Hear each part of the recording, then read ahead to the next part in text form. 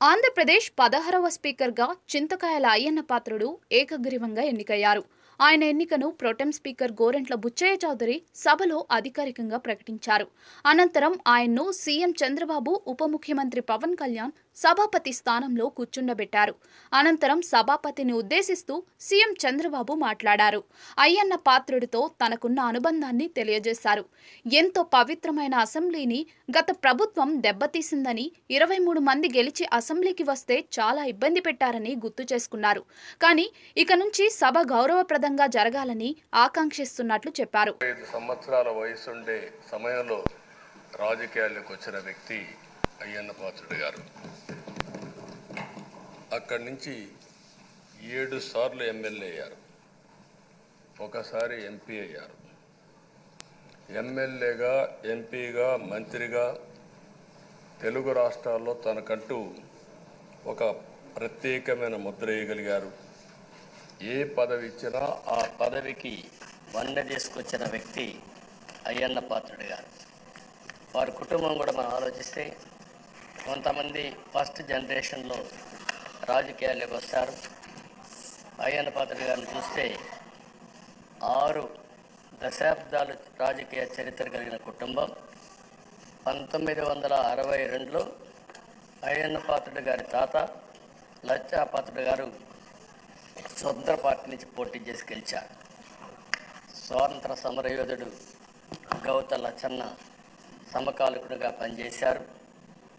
అదే వారసత్వాన్ని కొనసాగిస్తూ అయ్యన్న పాత్రుడు గారు ఇప్పటివరకు పనిచేస్తున్నారు. 83, 85, 94, 99, 2004, 2014, 2024లో ఎమ్మెల్యేగా విజయం సాధించారు. నర్సీపట్నంలో తెలుగుదేశం పార్టీ పెట్టినప్పటి నుంచి వారే పోటీ చేస్తున్నారు. అది వారి యొక్క ప్రత్యేకత. 7 సార్లు ఎమ్మెల్యే గెలవడం, 16 సంవత్సరాలు మంత్రిగా పనిచేయడం, 1996లో అనకాపల్లి ఎంపీగా గెలుపొంది 2 సంవత్సరాలు అక్కడ పనిచేయడం, తెలుగుదేశం పార్టీ పాలిట్ బ్యూరో సభ్యుడిగా 10 ఏళ్ళు పనిచేశారు.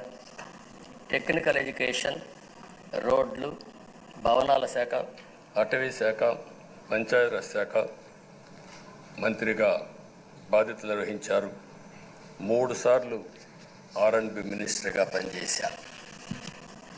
అదేవిధంగా మనం ఒకసారి చూస్తే ఎప్పుడూ పోరాట యోధుడు, రాజీ పడని నాయకుడు, ఒక విశిష్టమైనటువంటి లక్ష్యాలుండే వ్యక్తి. తెలుగు రాష్ట్రాల్లో ఏ మారుమూల ఎవరిని అడిగినా అయ్యన్న పాత్రుడు గారిని గురించి చెప్తారు. 66 సంవత్సరాలు, ఇప్పుడు కూడా ఫైర్ బ్రాండే, చనిపోయే వరకు ఫైర్ బ్రాండ్గానే ఎక్కడ దాంట్లో రాజీనే లేదు. అదే మరి ఇంకొక పక్కన చూస్తే తనకంటూ ఒక ఇమేజ్.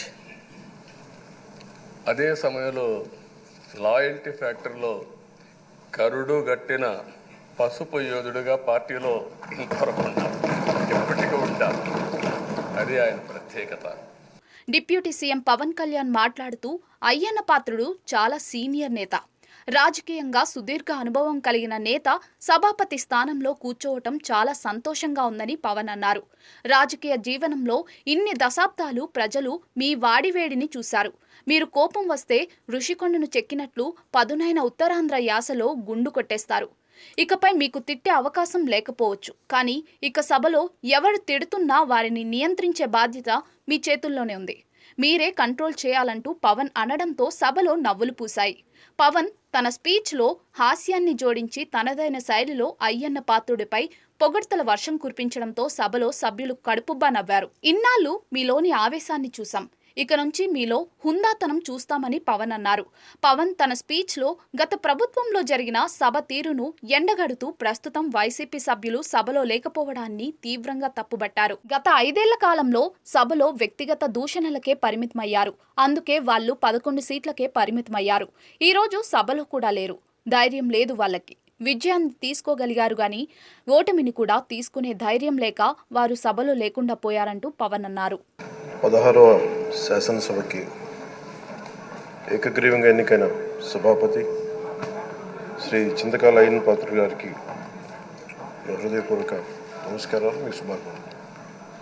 ఇది నేను మొదటిసారి అసెంబ్లీలోకి అడుగు పెట్టడం.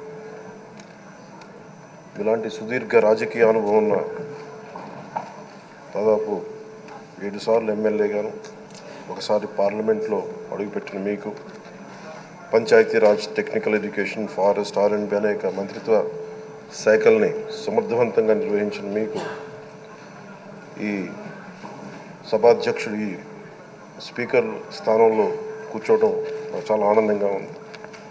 ఎన్ని దశాబ్దాలు ప్రజలు రాజకీయ జీవనంలో, ఎన్ని దశాబ్దాలు ప్రజలు మీ వాడి వేడి చూశారు. మీకు కోపం వస్తే ఋషికొండను చెక్కినట్టు ప్రత్యర్థులకి పదునైన ఉత్తరాంధ్ర యాసలో గుండు కొట్టేస్తారు. ఒకటే బాధేస్తా ఉంది సార్, ఇకపైన మీకు తిట్టే అవకాశం లేకపోవడం. కానీ ఇక మీద సభలో ఎవరు తిడుతున్నా దాన్ని ఆఫ్ చేసే బాధ్యత మీ చేతిలోనే ఉంది. మీరే మైక్ ఆఫ్ చేయాలి. అంటే మా చిన్నప్పుడు నేను చూసేవాడు, ఒకసారి అల్లరి చేసే అబ్బాయిని క్లాస్ లీడర్ చేసేవాడు చిన్నప్పుడు మా స్కూల్లో. కానీ ఇన్నాళ్ళు ప్రజలు మీ వాడి వేడి పలుకులు, మీ ఘాటైన వాగ్దాటి చూశారు. ఈ రోజు నుంచి రాష్ట్ర ప్రజలు మీ హుందాతనం చూస్తారు. డిబేట్స్ వెనకాల దాక్కుని సంస్కారహీనమైన భాషలని, భావాలని రకరకాల మాధ్యాల్లో విరజిమ్ముతూ ఉంటారు. దాని నియంత్రణ మీ ఆధ్వర్యంలో ఇక్కడి నుంచే మొదలవ్వాలి. ఇందాక సభానాయకులు, గౌరవ ముఖ్యమంత్రి శ్రీ చంద్రబాబు నాయుడు గారు చెప్తారు, ఆడబిడ్డలు ఏ విధంగా నలిగిపోయారు ఈ రాష్ట్రంలో గత 5 సంవత్సరాల్లో. చిన్న లేదు, పెద్ద లేదు, ఎవరని లేదు. ఎవరన్నా సరే ఒక మాట మాట్లాడితే వాళ్ళు వ్యక్తిగతంగా దూషణ, సోషల్ మీడియాలో వాళ్ళని క్యారెక్టర్ అసాసినేట్ చేయటం, వాళ్ళు పెద్ద నాయకులు కావచ్చు, కార్యకర్తలు కావచ్చు, లేదా వాళ్ళకి ఎదురు తిరిగి ఒక ఒపీనియన్ చెప్పి ఎవరైనా సగటు మనిషి కూడా కావచ్చు, అది ఇక్కడితో ఈ రోజు నుంచి ఆగిపోవాలి అధ్యక్ష. అది మీ ఆధ్వర్యంలోనే మొదలవ్వాలి. గత ప్రభుత్వం తాలూకు సభ జరిగిన విధానం చూస్తే ఈ వ్యక్తిగత దూషణ ఇవన్నీ చాలా ఇబ్బంది పెట్టే ప్రజలు. ఈ రోజున వాళ్ళకి 11 సీట్లకు పరిమితమయ్యారు, ఈరోజు లేరు, ధైర్యం లేదు వాళ్ళకి. విజయాన్ని తీసుకోగలిగారు కానీ ఓటమిని కూడా ధైర్యంగా కూర్చుకునే వాళ్ళకి స్థాయి లేదు, వాళ్ళకి పారిపోయారు ఇక్కడి నుంచి. భావంలో ఉండే తీవ్రత భాషలో ఉండాల్సిన అవసరం లేదు. భాష మనుషుల్ని కలపడానికి కానీ విడగొట్టడానికి కాదు. భాష విద్వేషం రేపడానికి కాదు, పరిష్కరించడానికి. ఎంత జటిలమైన సమస్య అయినా, భయంకర సమస్య అయినా చర్చల ద్వారా పరిష్కరించుకోవడానికి కానీ వివాదం సృష్టించడానికి కాదు. ఈ సభ ఉన్నది అందుకు. కానీ మనం చూసింది వాళ్ళ దగ్గర నుంచి బూతులతోటి, వ్యక్తిగత దోషులతోటి రాష్ట్ర పురోభివృద్ధిని ఆపేశారు. అలాంటి సభ కాకుండా ఇందాక మన పెద్దలు శ్రీ గౌరవ ముఖ్యమంత్రి చంద్రబాబు గారు చెప్పినట్టుగా ఇది భవిష్యత్తుకి ఇది ఒక ప్రమాణం అవ్వాలి.